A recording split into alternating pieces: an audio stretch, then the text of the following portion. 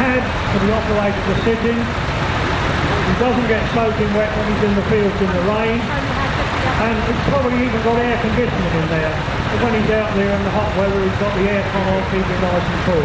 Climbing camera, well done. International, as I said, American company started with 10 tractors over here with a Dixon assembly up here. Then they built a factory over it, the B275, B being British, which is built over here. Diesel engine tractors are very popular with the tractor. Their own version of the hydraulics on the back, power take-off, and of course the drawbar for hauling trailers, etc. If you're on very soft ground or very heavy. Alice Chalmers, lovely little tractor these, main American company, always got a very speedy tractor these. Very little, just like a little tube and running from the end of it.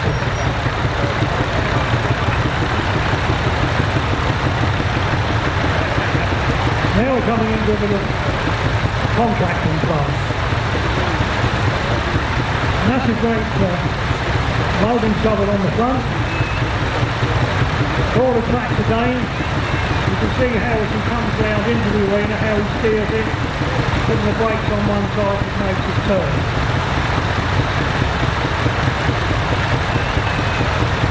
Huge great engines in front of them, but have a look at the back end. Very often the back end, after bottle one of these, they were so well made, so strong, that they can withstand the big powerful engines they put on the tractor. This is a power major, one of the latest developments of the diesel major. Started out about 1953, probably comes out about the mid-50s, mid to late 50s. Another out of the trade voyages, it's done petrol only. Petrol only, with the engine, straight petrol, and here's where they originally first came out. One of our Parham E27Ns with the Perkins diesel engine. The back badge of the diamond plate and the four wings has always been the badge of Perkins diesel. This one's got a feature, it's an L4. Slightly smaller. Diesel engine again, forcing the diesel. Because with a diesel engine, a lot more difficult to start. You don't always rely on the handle in the front. You've actually got electric start.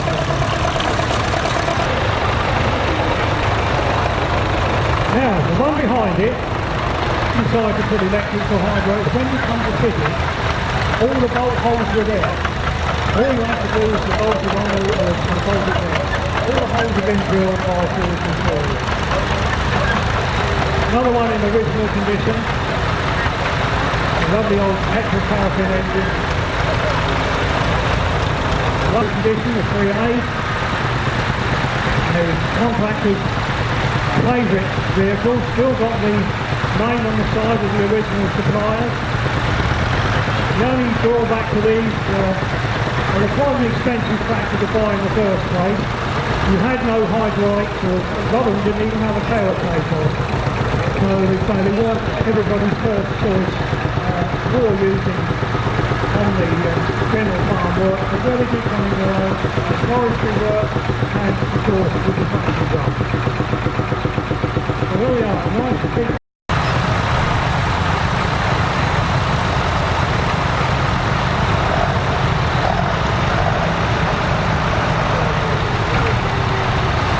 There, you've got a big oil, there's no engine there, it's sat in the back. So I'd like to tell us all about your little kiln. Well, she's Mark 1 Deluxe Formula in, came out the factory on the 11th of October 1963, and she's got... Brilliant, lovely. Thank you very much. Nice to see one still around. Still staying with Hillman. One of their most famous one was the Hillman Lynx. And it's a model that ran for a great number of years until the company eventually folded. Got a picnic basket sitting in the back. Tell us all about your Lynx. Oh, we've only had it a year, so we don't know too much about it. I think it's the last of the Hillman Lynx. That's all we do. Brilliant, thank you very much. Got the handbook in the back there, picnic set on the back seat, and very lovely little car. Same part of the Roots group. Now we're coming into the luxury car market now. Tell us all about this one. Look at this lovely dark walnut dashboard, automatic gearbox, everything you could want. Tell us all about it. It's a Jaguar X36 X350 model. I've had it for 5 years. V6 engine, and the colour on the Jaguar website is actually topaz, although the V5C says it's beige, which is a total injustice to such a lovely car. It's lovely, very. It's sort of a base, it's very, very light, isn't it? It's a lovely car. It's also the first of the all-aluminium bodies that Jaguar made. Lovely, thank you very much. All very much the luxury end of the car market. Now we go into sporting mode. With MG. MG was Morris Garages, which was the sports car division of the Morris Motor Company. Tell us all about your MG. So it's a 2003 MGTF with the 1.6-litre engine in X-Calway. I don't think they made too many of these with the 1.6, most of them with 1.8. That were really known for their head gasket engine. This has had its head gasket done as well, and virtually the engine rebuilt. I've had it since 2017, and over the years we've been putting it back to original, apart from the exhaust. Brilliant, well done. All these things you have to keep working on them all the time you have them. That's something you find all the time with classic vintage cars. You never stop working on them. There's always something going wrong you've got to put right. Thank you very much.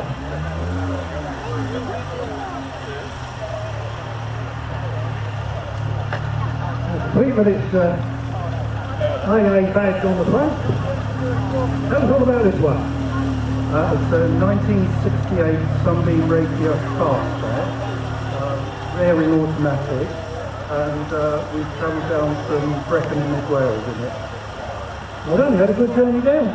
Yep, not today, but earlier in the week we travelled, yeah. Brilliant, sir. You obviously run through lots and come all that distance. Well done. Thank you. Now we're going back in time.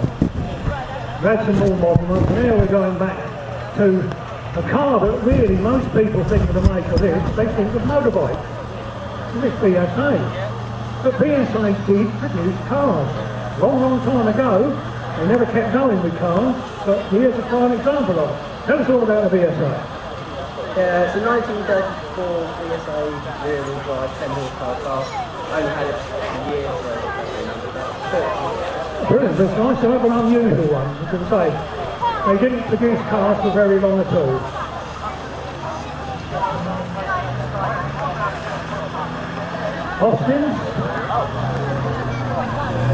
Austin 16.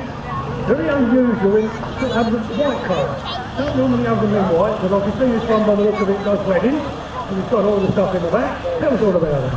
Well, she was born in December 1946, 18th of December. First owner was up in Scotland. We actually took ownership of it on the 28th, and I'm about the 7th or 8th owner, but she's an absolute gem. Certainly are a lovely car. Yeah, thank you. Everybody remembers the little Mini, but of course part of the BMC group we had Austin, Morris, Wolsey and Riley, the Riley Elf. Tell us all about this one. It's a 1967 Riley Elf, and it was installed back 30 years ago, but it's really not really. They were a development of the Mini. Alex Sigonis, when he did it, put a cross-mounted engine with a gearbox underneath, which was something unique at the time. Front-wheel drive. They went like the clappers, they stuck to the road like glue. Now the vehicle, the British-built vehicle, that was one of the very few, that might be the only model that ever reached 1 million. And that is the Morris Minor. Morris Minor Traveller.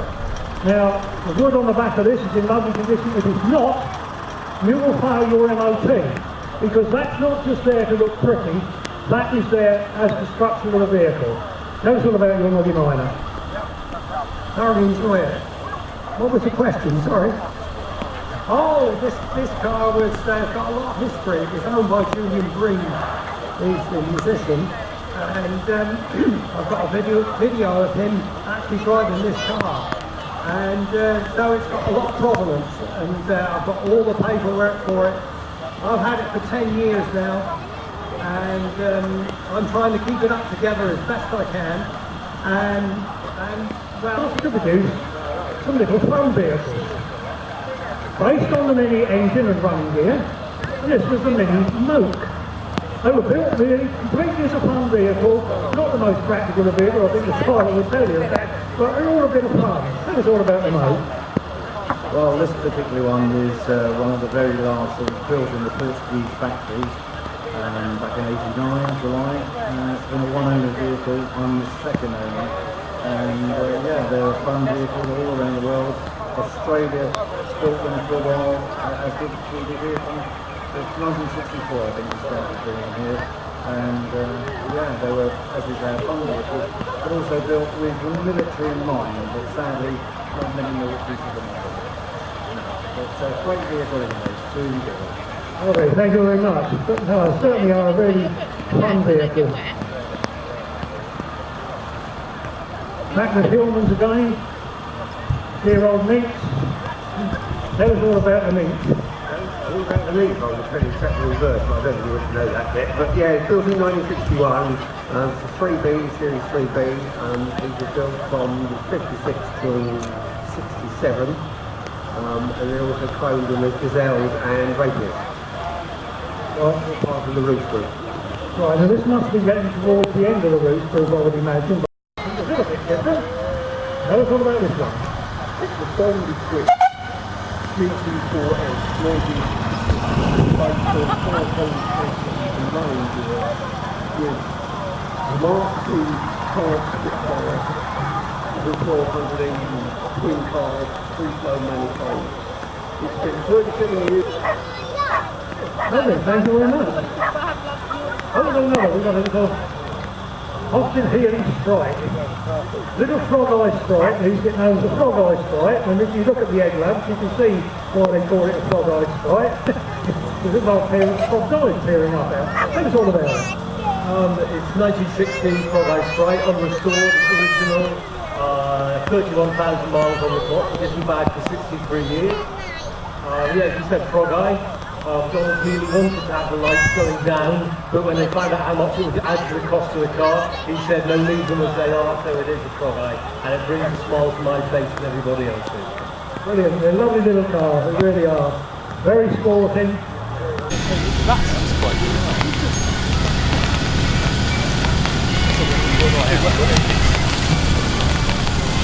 Lovely. This is a Chevrolet. This is before they became Badge Bedfords, and made between 1932 and 34. It was built up at Luton. Of course, then they became the Bedfords, the petrol engine. And this particular truck was discovered abandoned in a field back in the 1980s and restored by the apprentices at Hawley Road Services. Company still going today. And it actually took part in its first London to Brighton run in 1990. It still does every year. Unfortunately, we didn't have it this year, but now owned by TSO Services, who continue to maintain it in their workshop and keep her on the road.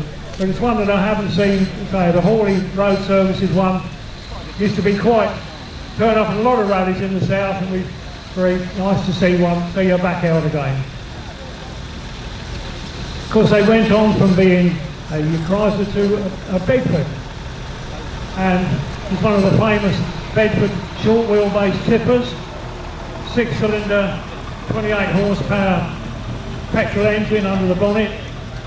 Beautiful little truck, so well made, it's unbelievable.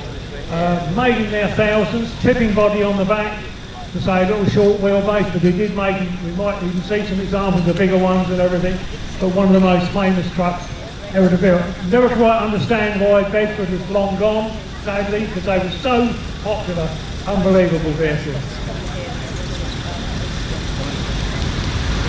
I did a coach chassis version of this, and every time I hear that whine of the gearbox of one of these, it reminds me of going to school, because I actually went to school on the OB Bedford.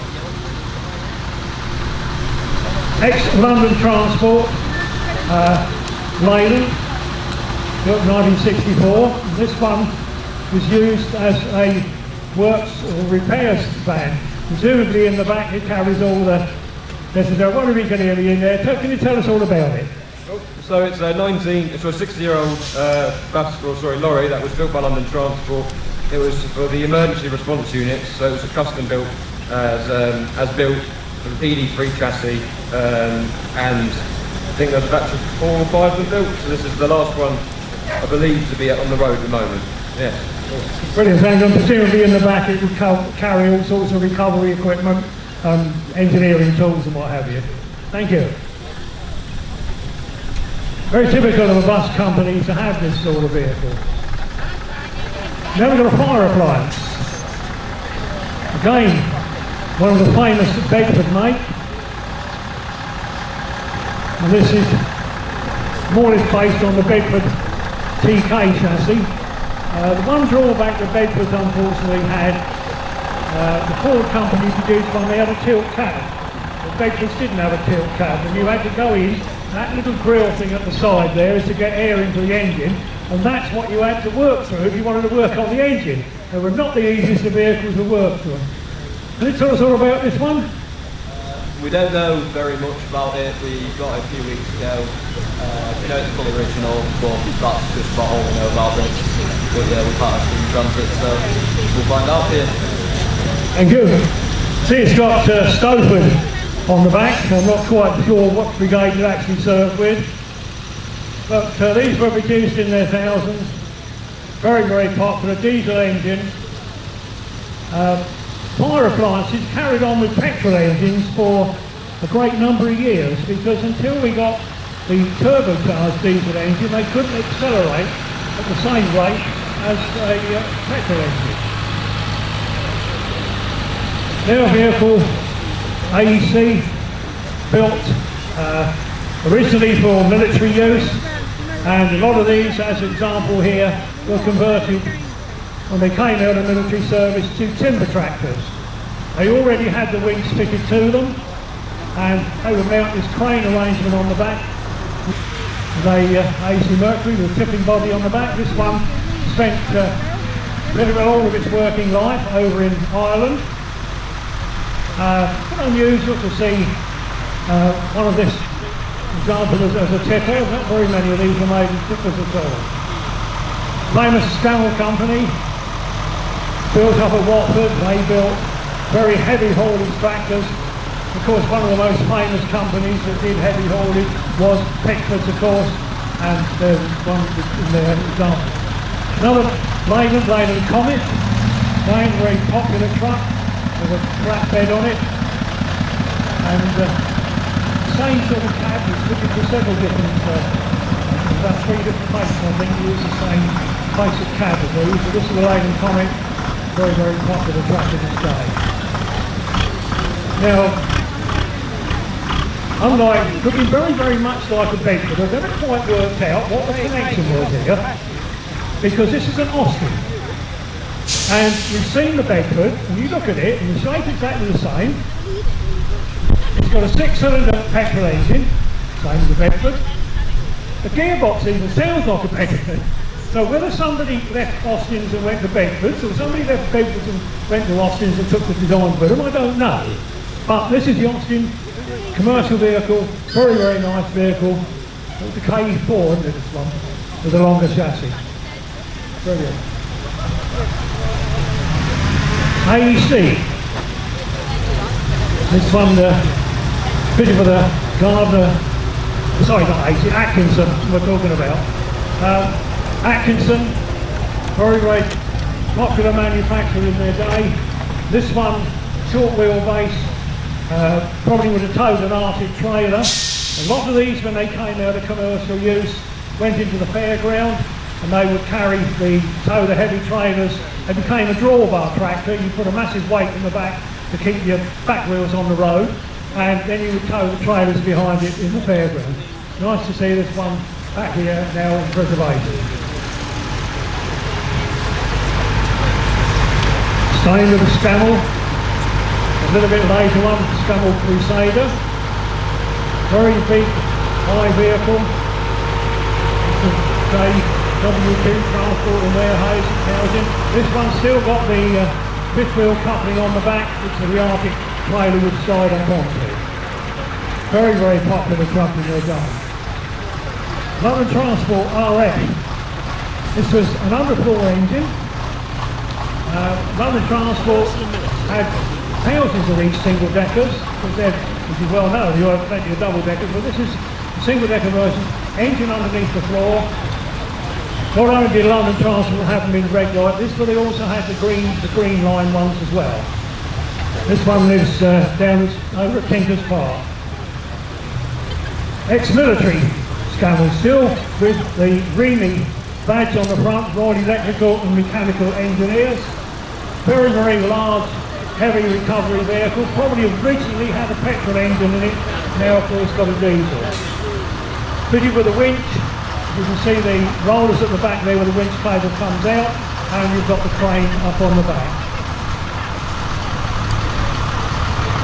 Another Scammell. This one, if I remember, was actually built for the Canadian Army, and was used by them. Six-wheeler, big, heavy weight crane on the back, and again that winch so they could pull stuff about. Came out of military service and now in preservation, but probably spent some time in the commercial world. Now this is one I don't think I've seen this one before. I think I know the guy who's driving it. I've known him for some time with a Scammell, but this is big. Now I'm going to have to try and get up there to talk to you. Oh no, he's being kind to me. He's being kind to me and he's getting out.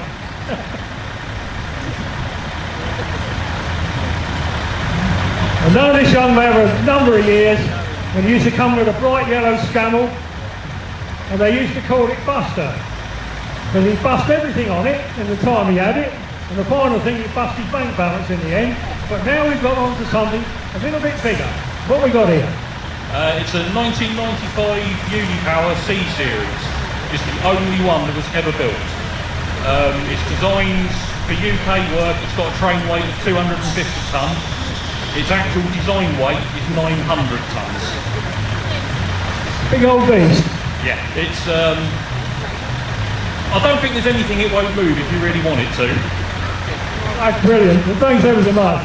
That's great. But as I say, over the years I've watched you grow up in the bigger and bigger machines, and I think I don't think you can cap this. I don't think you're going to get anything any bigger than this, are you? No, I don't think there's anything bigger than that ever built. Well, what a piece of equipment. Absolutely massive.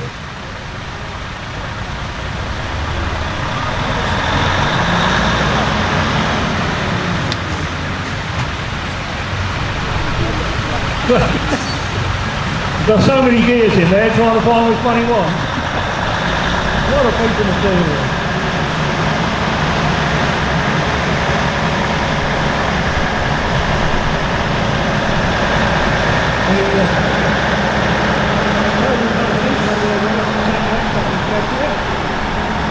And they built much for a long, long time, sadly gone now. And quite interesting to see the name on the side of this one, because they're steam people from down in Dorset. Again, probably original just of the six-wheeler, but now fitted with a recovery crane up on the back. Now into the military stuff. And he's sat the other side. So I'm going down the other side. So you're going to do it? Yeah, go on, he can do all the talking about it. So, going round, I've got to go all the way round there. Oh, yeah. Don't you run me over. Right, tell us all about this one. It's a 1942 Chevy dump truck built for bomb clearance and things like that in the Second World War. They weren't very many made with a winch and a tipping gear on the back, so it's quite a rare little truck. And I can do 70 miles an hour and overtake every one of these because they're all slow. You can overtake them, but can you stop when you've overtaken them though? No. So it's very unusual to see one with a tipping body on it. sorry to all these people that got these funny little Japanese four-wheel drive things. Land Rovers are right. They are the best for them. I'm not biased. I've got a Land Rover. I'm not biased or anything, but I do like Land Rover. Right, tell us all about RAF Fire Service, this one. Tell us all about it. So this is 61-year-old. It is ex-RAF Fire Service. It had a crew of 2 people.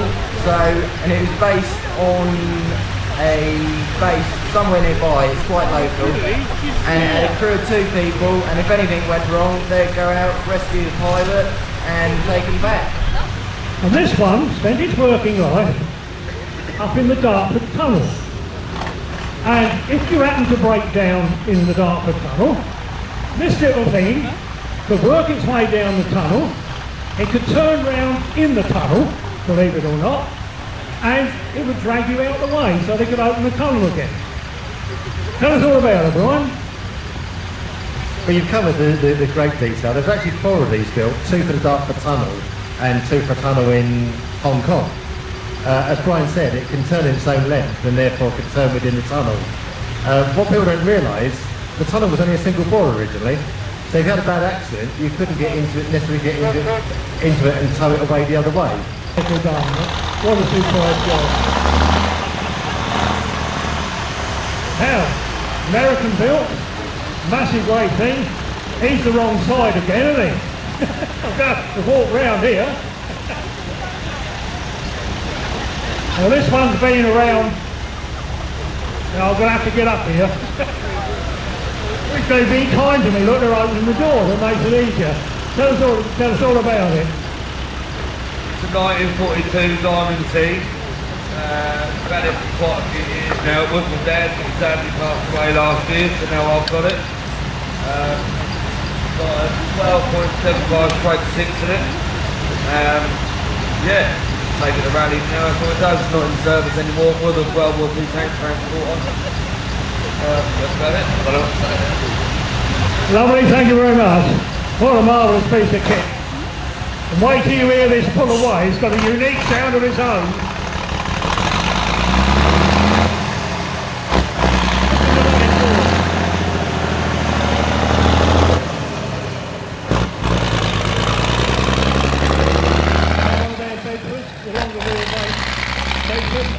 Still got the same 6-cylinder petrol engine under the bonnet. Flatbed body on the back, drive on the back axles. This one originally started its working off up in Yorkshire, by the look of it, off at Skipton. Tell us all about this one. I've had it for about 2 years now. Punched on the company.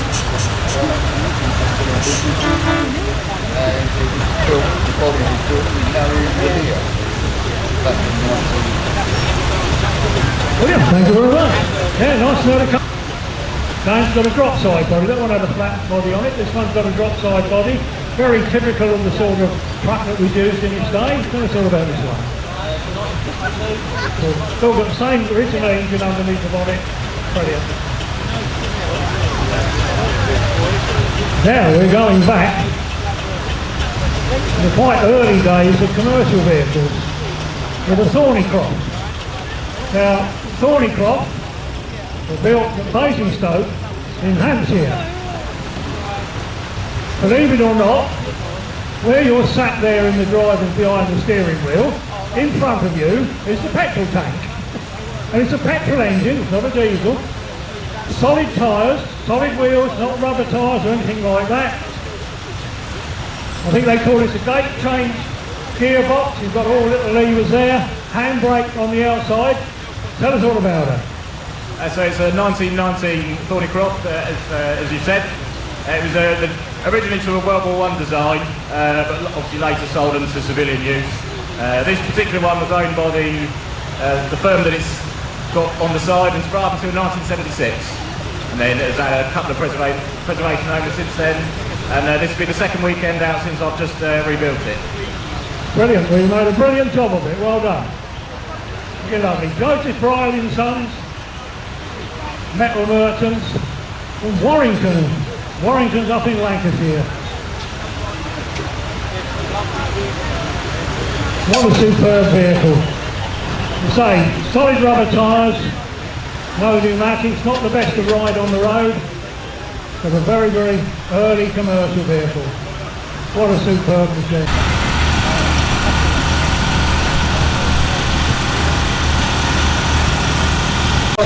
6-inch models. There's now, believe it or not, some 9-inch ones. They're almost the sort of full-size engine.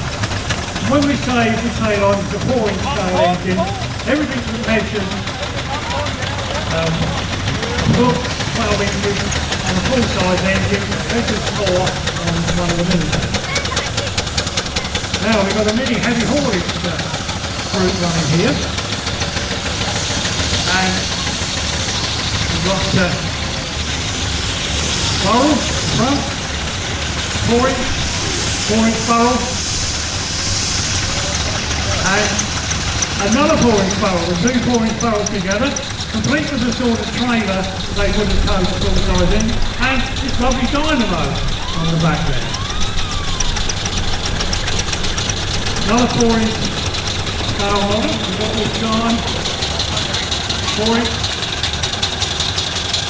Don't underestimate the amount that most of these can carry.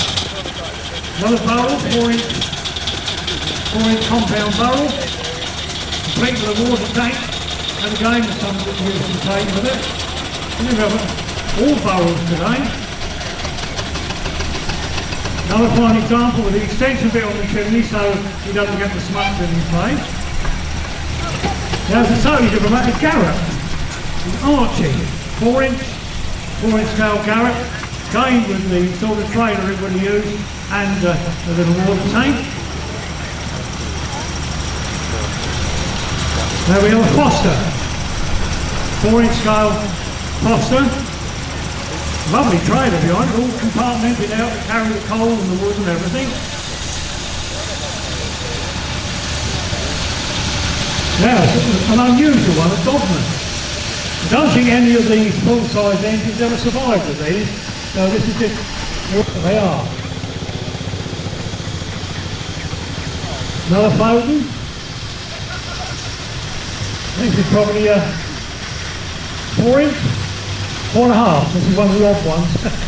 4.5-inch scale.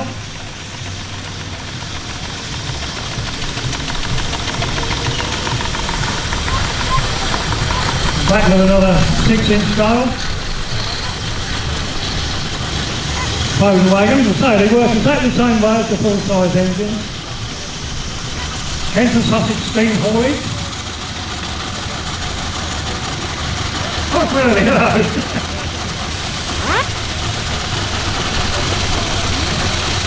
Then we go down into a bit smaller size. I think we've got a 3-inch scale Orchid. Orchid was another well-known manufacturer of engines, but it's towing that trailer with the driver sitting on it, passenger sitting on the trailer, but it's moving it on the grass quite easily.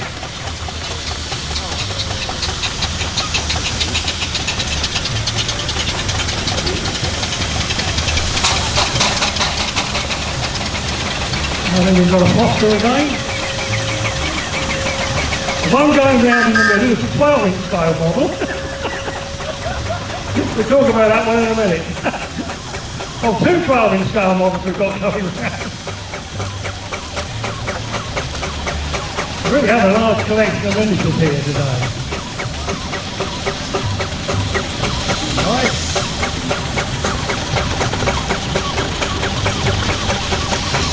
Lovely, really lovely examples. You can buy these in sort of red kit form nowadays. Now it's grown and it's changed shape. Domer's engine, Lady Marion, complete with the canopy on. Now, one of the bigger ones trundling around here is a steam car. And they don't do it, 2 steam cars we've got trundling around. They're not running on coal, they run on kerosene or paraffin basically. They've got a small flash type boiler. This one here is very, very early, it's the early 1900s. this one dates from. American built.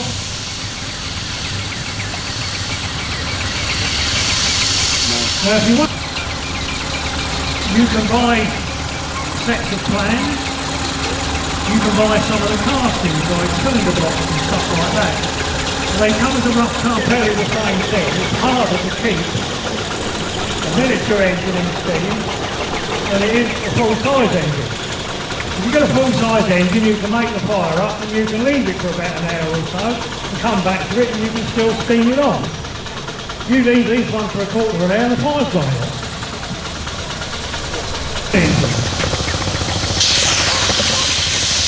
These sort of engines were used very often in the yard. You're moving stuff around, you can see the crane now mounted on the front axle. The winch cable and everything there. Well, based on a McLaren. The McLaren did seem to be different. Everybody else had a square coal bunker at the back. The McLaren's had a round one.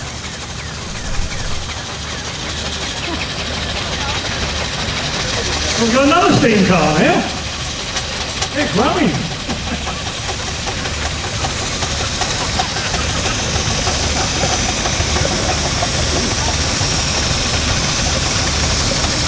How many we've got? I've never actually counted up to see how many we've got. Then you could have sat on the front. Smaller size engines, of course, you can get into a small van or an estate car to bring out to the show, but when you start getting like the Parham here, which is a half-size, 6-inch scale, you've got to have a trailer really, or a truck to take it about it. But again, if this was stood alongside a full-size barrel engine, you would never say that is half-size. It is. Start measuring and you'll find it is.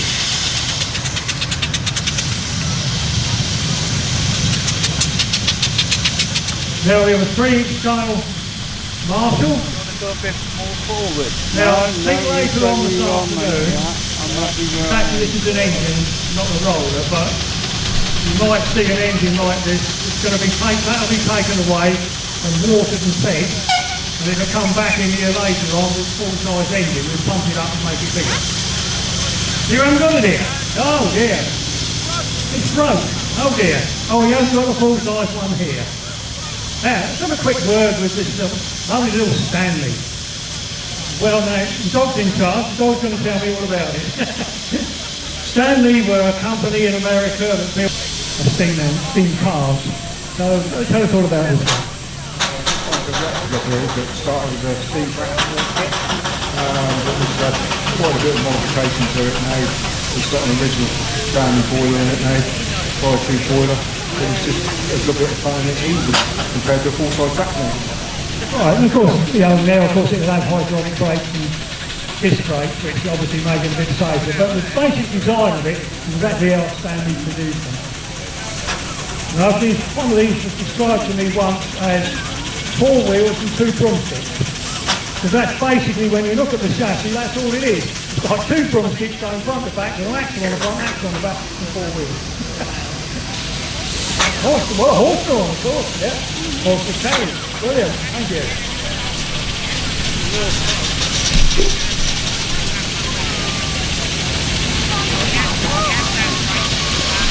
I've got enough steam in my eyes to go.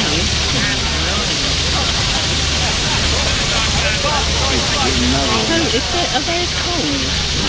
They're all cold. Well, because the last time I saw these people with an engine, it was this shape, and it was this size. So what we got now, engine? We've got a 9-inch Tasker, 3/4 scale. This is one of the 9-inch ones that's suddenly been around. Yeah, it's the DreamWorks one. We only got this last Friday, so it's all very, very new to us. Only the second time we put the bar in it. Very much a learning curve. Yeah. But mind you, you had experience of the full-size one, so you had a roller, so you know a bit what you do. You've still got your wagon. Brilliant. Well, it's nice to see 9-inch scale. It's a new build, but it's built from an old design. Like a lot of these things are, you might think, well, they're brand new. Well, they are, but they've been built in an old type design. little thing.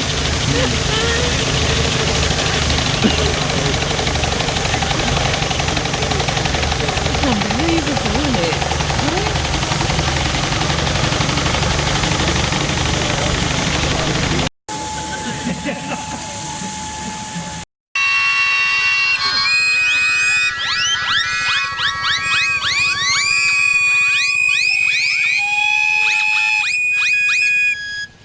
Lot better than it was about 2 hours ago. I've had about 3 different changes of clothes today. You never know what it's going to do.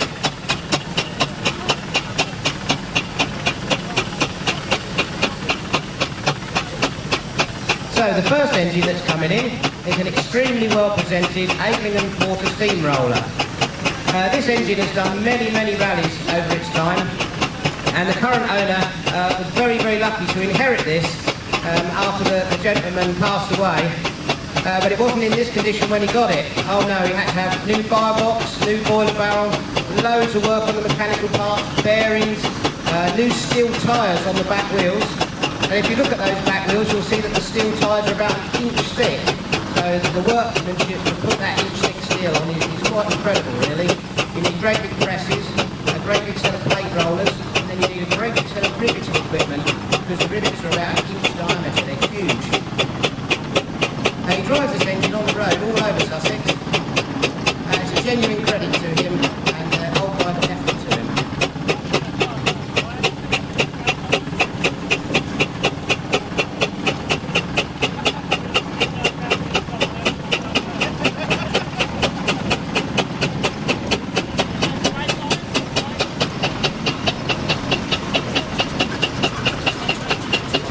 So the next one to come in is a little tiny 6-ton Wallace & Stevens Advanced Steamroller. This one was built in 1936, which for a steam engine is quite late.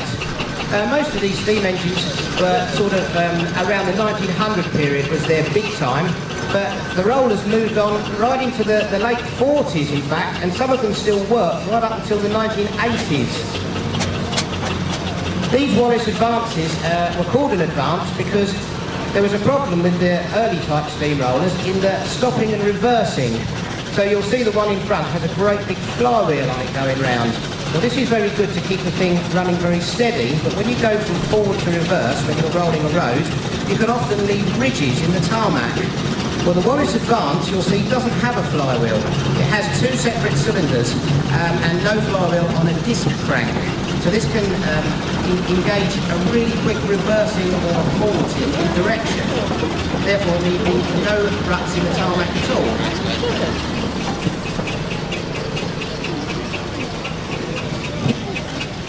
There's one thing Ken's just told me, and you might not know about the first engine that came round. As you said, it was left to the owner by the previous owner. Apparently his cap is still on the engine, and he also, on the engine, is his tobacco tin with his ashes in. That's incredible. I knew about the tobacco tin. Yeah. Yeah. Apparently his cap's still there. Yeah, that's brilliant. He was a really lovely guy. Yeah. David Wallace, wasn't it? David Wallace. Well, the 2 brothers, weren't there, originally? Yeah. Signalman on the Bluebell Railway. That's it. Oh, I made you missed up the Foden wagon now. Oh yeah, we've got a Foden steam wagon coming round.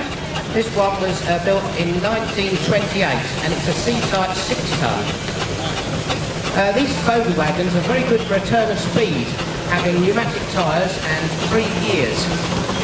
You'll currently probably do 35 miles an hour, I can imagine, with one of these, which doesn't sound incredible compared to a modern lorry, but if you compare it to a steamroller at 3 miles an hour, it's comparatively flying.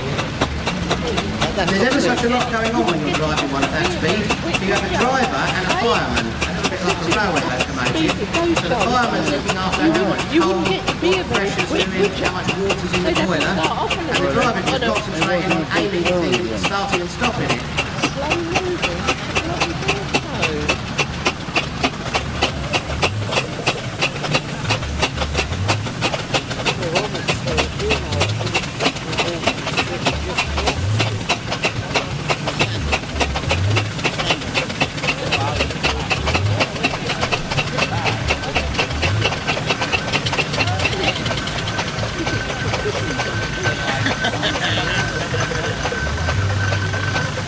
Now, the next engine coming in front of us here, this is a local engine.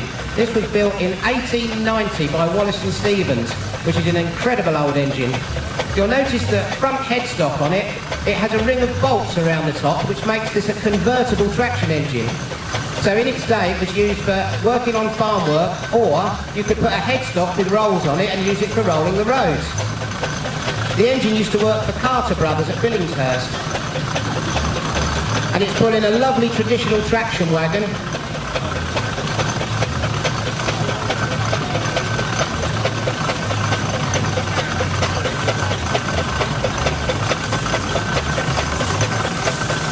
This engine's very, very well presented. You'll notice the coat painting on it. The gentleman who owns it, Mr. Gerald Whittaker, he's a sign writer and a steam engine liner and painter. And so you'll notice the attention to detail on the trailer, on the engine, everything is exactly spot on. Really worth a look at.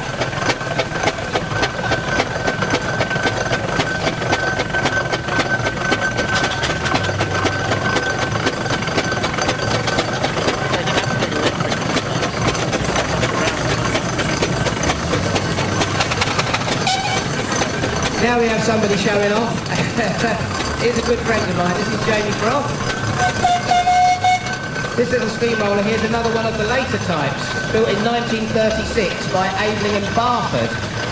So the predecessor to this was Aveling and Porter, and in the early to mid-30s, they got bought out by Barford Perkins and merged in, so they become Aveling and Barford. There's a lot of unusual details on this engine. The tender is very different. You access the footplate from the back of the engine, which makes it a lot easier. And again, you'll notice the smaller flywheel, which makes it quicker for reversing.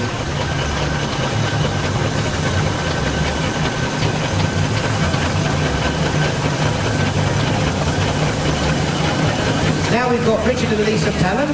This is a 1910 Tasker V2 tractor. This one's got a very special feature of having pannier tanks. So you'll see the writing on the side that says Tasker's Little Giant. Well, inside that is a water tank. So it can carry a lot more water, which means it can go a lot further in distance and doesn't have to keep stopping at rivers or streams to pick up water. Which in its day, being a commercial event, the less time you stop, the better you get on, really. Another very quick steam engine, this. So he's got spring suspension and rubber tyres. Yeah, very useful little engine, this. It's an 8-wheel Sentinel.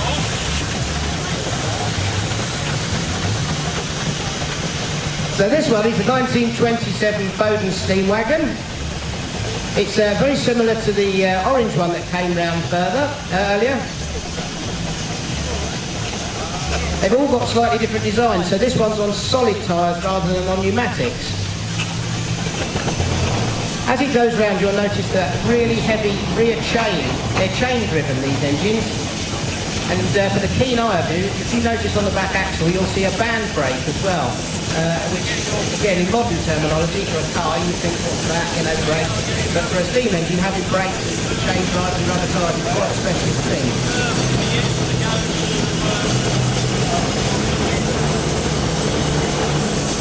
Now we have a replica steam car, this. So it's called a Lycomobile. Well, the original ones were called a locomobile. These run on very, very high boiler pressure, but they have a monotube boiler in them, so that there's no chance of any explosion or anything, because they only run on a single tube. You'll see it as it's going round, it just exhausts straight to atmosphere, little puffs of steam coming out the back.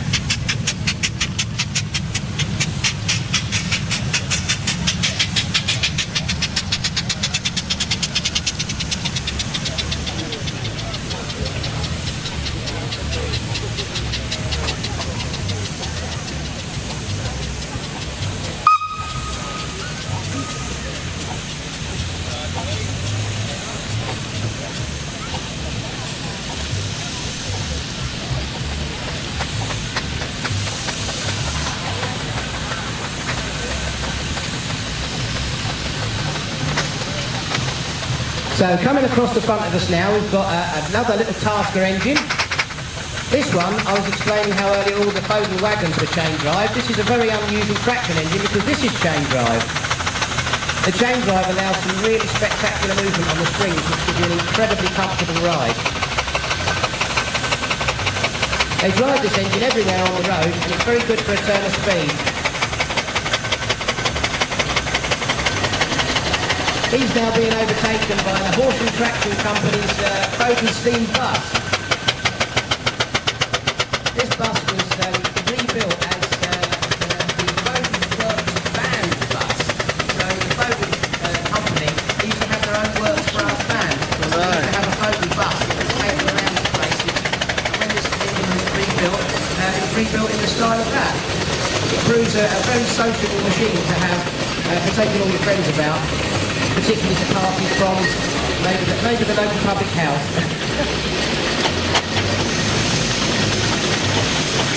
Now we've got 1923 Avellingham Porter. This is a 10-ton steamroller. This one has a piston valve rather than a slide valve, and it belongs to Austin Hawkins. Again, another well-travelled engine, this one. They drive it everywhere on the road, and they brought it on Friday over from Ringmer.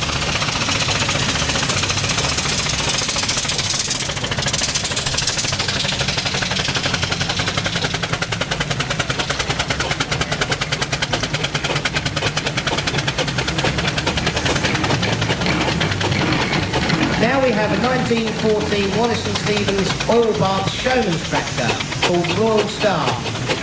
You'll notice it's got twisted brasses on it and loads of coloured light bulbs around the top. It has a dynamo on the front. This type of engine is called a showman's engine because it was used in the fun fair. They would pull the rides to the events and then they would use the dynamo on the front to generate the electricity. And they were always very pretty, well turned out, well painted, very bright colours.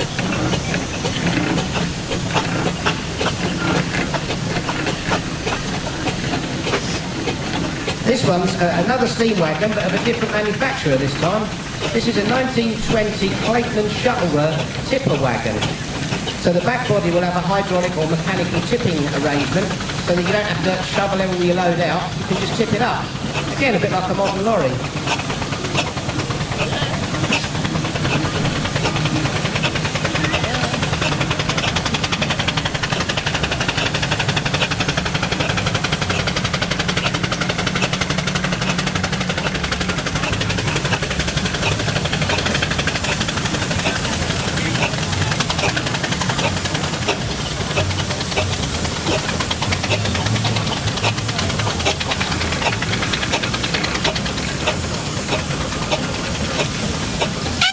The next one to come along is one of the prettiest engines on the rally field, I think. Everything about a Burrell is always the next level up, isn't it? If you look at the chimney tops on a Burrell, they're always a beautiful copper flare. They're always painted in deep maroon with red and yellow lining out. This engine's been fitted with rubber tyres, although to a glance you wouldn't notice, but it makes it a far more comfortable ride on the road than just your average steel rolls. And of course you don't have the disadvantage of sliding on manhole covers or cat's eyes. So when you're driving these steamrollers on the road, it's a lot more difficult than your traction engine with rubber tyres. The steel wheels, as soon as you get any obstacles, manholes, cat's eyes, you can slide, so it can be a little bit more tricky.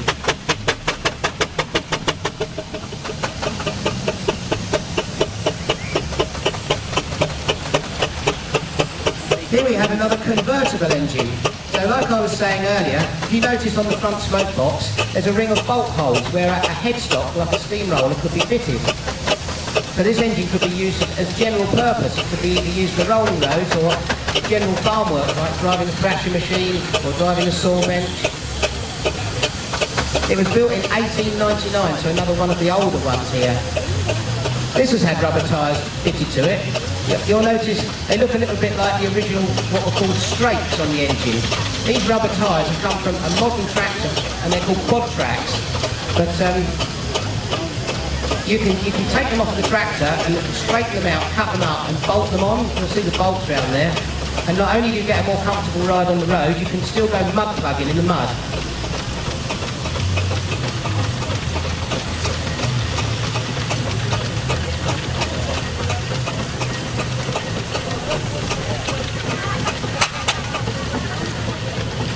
one coming across the front now. This is a Fowler B5 road locomotive from 1900. You'll notice how big it is. These engines were completely designed with no other idea other than putting very, very heavy loads on the road. So you'll see it's got massive wheels, it's got a very large winch on it for winching things. Everything's built a lot heavier, the drawbar, the gears, the boiler, everything's much stronger. And for the keen of you who've probably been to Great Dorset Steam Fair, you see them going up and down the massive hill there, doing a demonstration, pulling very, very heavy loads. 40, 50 tons maybe. And they put 2 or 3 engines in a line with push poles between them.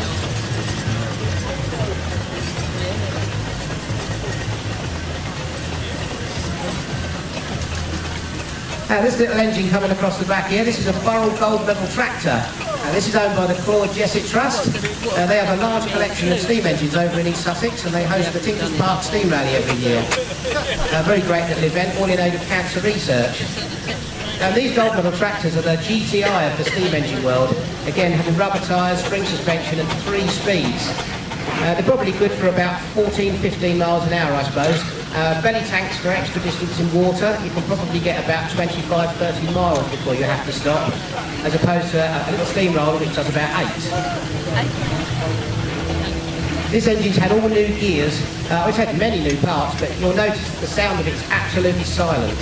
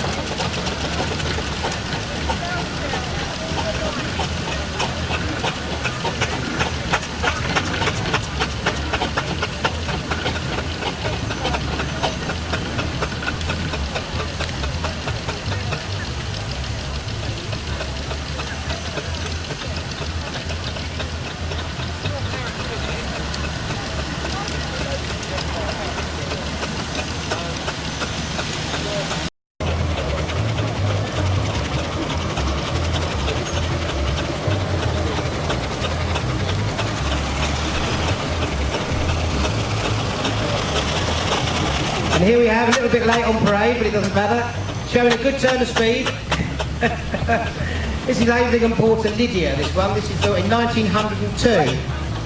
Very good old reliable engine this. I've done a few miles on this one myself.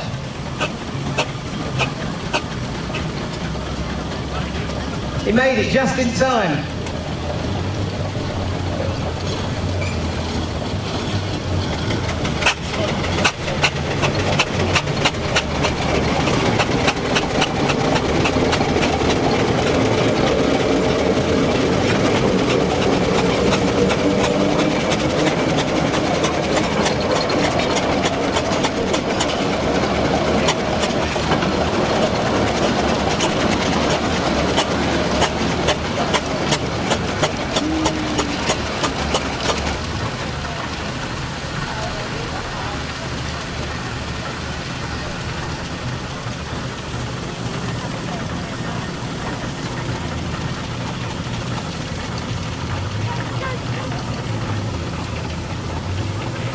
So the engines are just lining up now.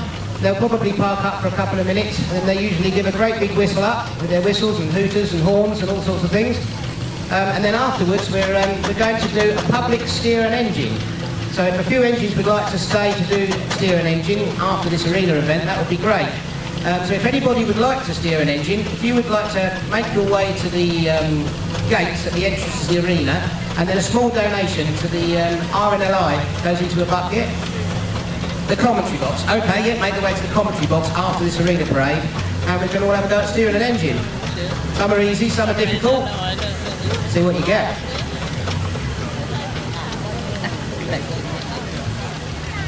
We're not here.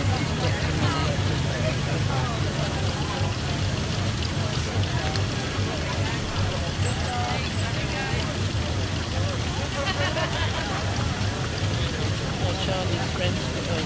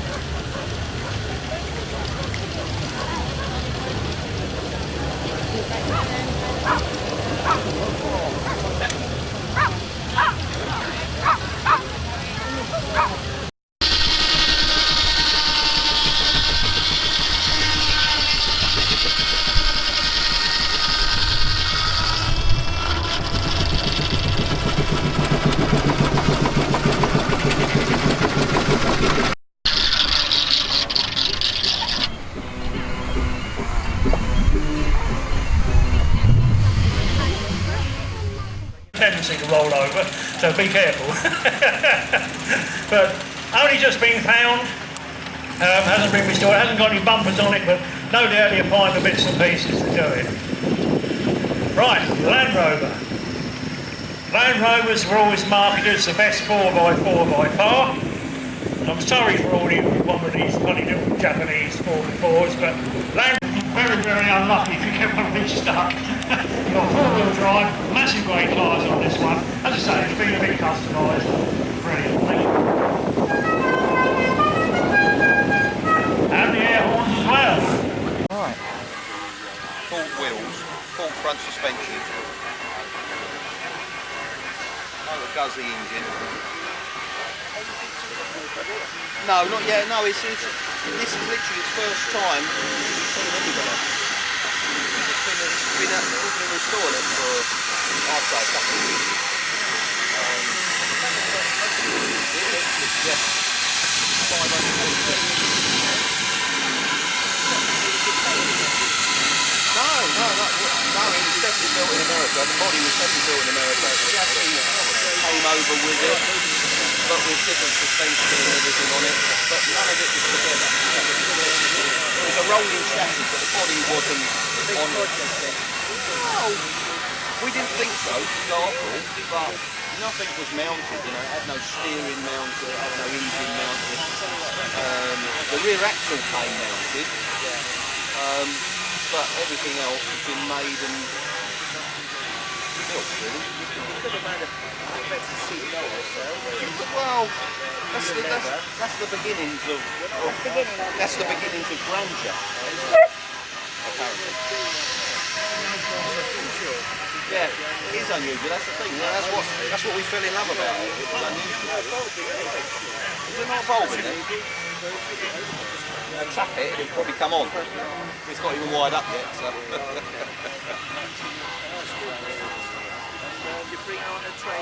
Yeah, it came in a trailer. It does start, it does go,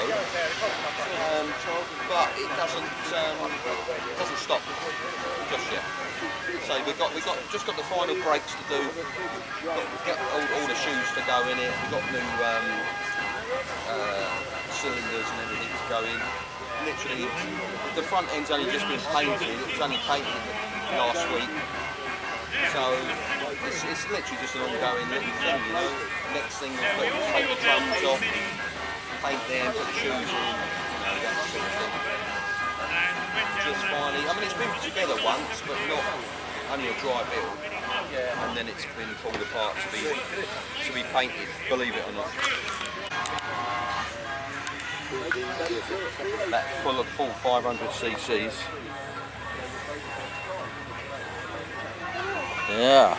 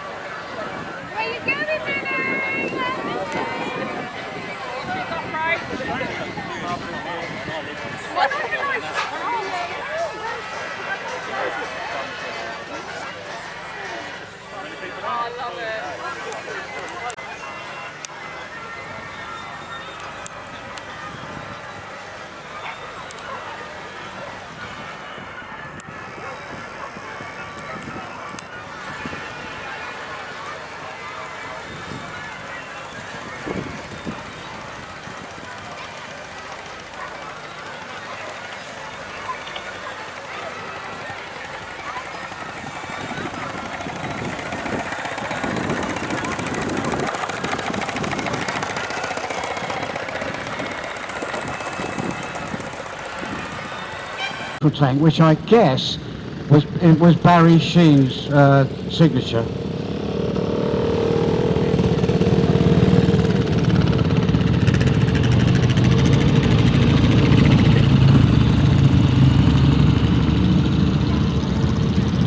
Very nice match is coming round. I'll call the guy in. We'll have a word with him, see what he can tell us about the bike. Right. Hello, sir. A bit noisy, but what model bike is this? It's a matchless. It was originally a G3L, which is a 350, and then it's been breathed on by somebody to make it up to a 600 single. Well, that's 1964. Oh, 1964. Lovely aluminium tank on that. Yeah, competition tank. Competition tank, aluminium mud guards. Very nice condition. Thank you. Now, poor old Steve here. He's having trouble with this bike. We'll come and have a word with him. This is quite an unusual bike, this one, Steve, isn't it? Tell us all about it. It's a 62 Manx Norton frame, a Triumph 750 engine converted to electric start. It doesn't always want to run, but sometimes it does, and when it does, it runs very well. The bill of the back says Ducati, so it's a bit of a mix and match job. Lovely looking bike though, and unfortunately it is playing up. Hey, he's got it going. Just coming round now is a little Honda 50. These were sold in their millions across the world. One of the most popular motorbikes ever made. And there's still a lot of them around.